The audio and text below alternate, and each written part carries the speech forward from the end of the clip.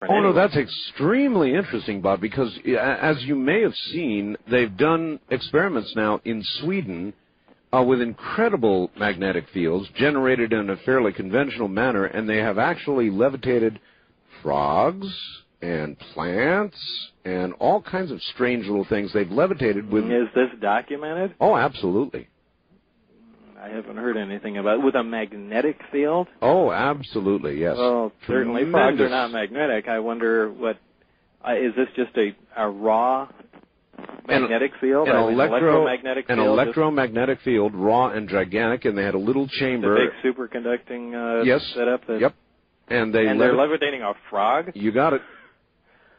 And was it written up anywhere? Oh, absolutely. Huh. I wonder how this managed to pass me by. I'm glad to be delivering so much news to you tonight, Doug.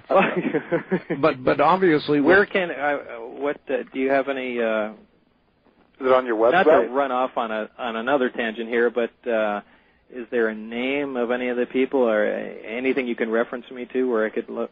I'm sorry, this second I can't. It was Finnish scientists. It was carried on NBC, ABC, CBS. All the networks had it. They had the photographs of the frog floating there. Boy, that's a tremendous discovery there.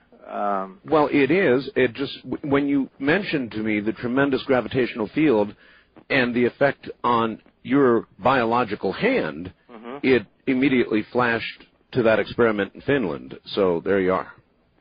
Anyway, so you pushed on one more question. Have they levitated anything non-conductive, something with no water in it, like just I don't know, what Well, they levitated plastic or something like that? No, I don't think so. I think that it was plants, nuts, frogs, spiders. So it was all biological material? Yes. Yes, but you said yourself you felt the gravity with your hand. Now that's the biological effect. Right. Anyway, I don't want to stunt your story. I just couldn't resist telling you that. No, I'm glad you brought it up. That's actually very, very interesting to me. As time went on, we tossed a little golf ball at it, too. And it never did hit the sphere. It merely ricocheted off the field, which, again, was an impressive display. Indeed. A golf ball is not in any way conductive. It has no moisture. It has no... Well, or minimal amounts. So minimal. Aside from the fluid Sure. center golf balls. Oh, that's right. They are fluid centers, aren't they? But in either case, this was quite a impressive demonstration, just in the fact that this is producing a omnidirectional gravitational field around the unit. It was later connected up to the emitter and the amplifier, and where the gravitational beam out of the emitter can be focused. This, again, was extremely impressive.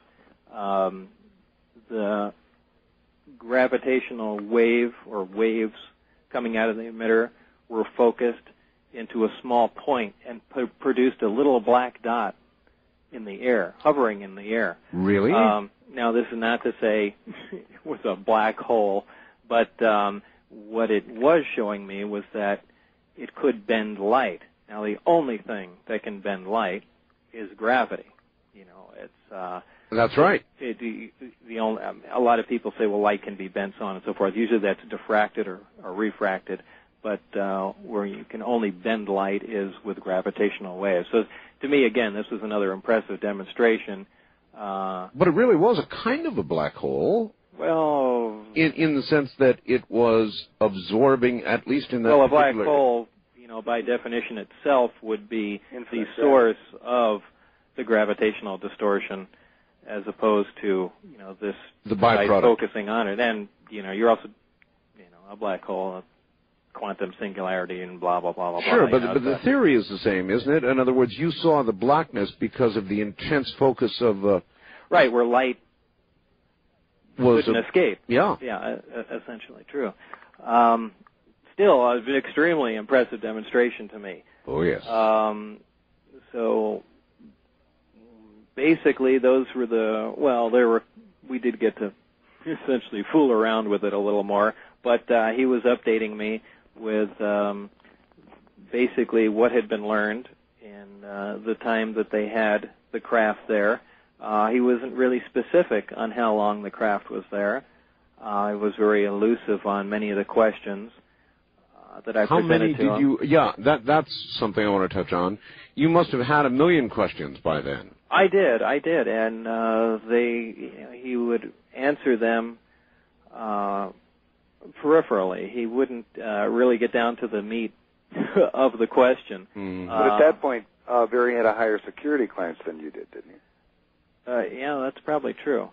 That may have been the reason. Yeah, who knows if he was told to do that or that was his own decision or what. But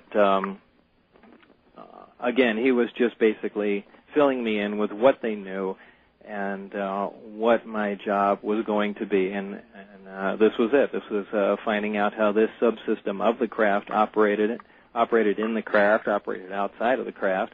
Could this eventually be duplicated using another power source? Could this power source be duplicated itself without using exotic materials, and so on and so forth?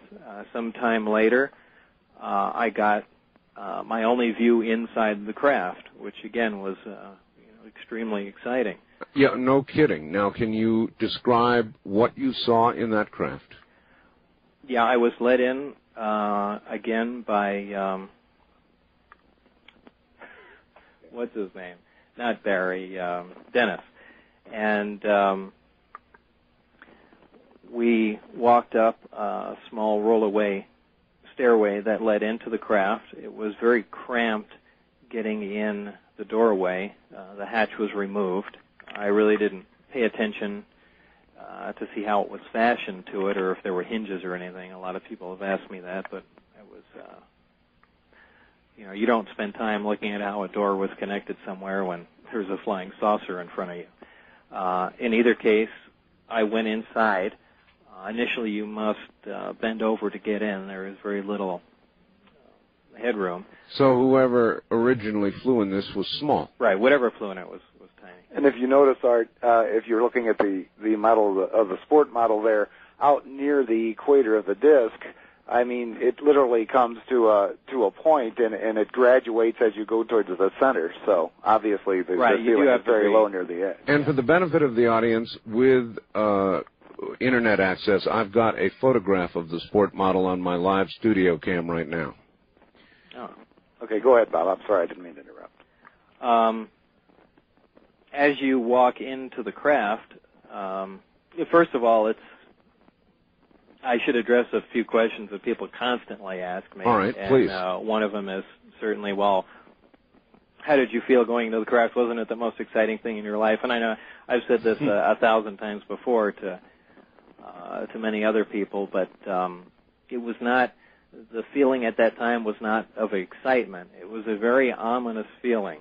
Ominous. Very much so. It was more of a feeling like,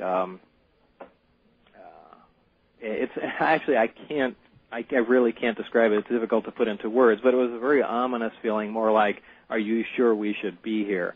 But, of course, after the fact, it was certainly exciting, but it was a very, very odd feeling because, and with no pun intended, it was a very unearthly setting inside. All right, that's a perfect place to hook them and hang them up until we come back from the news. So everybody relax. We'll be right back.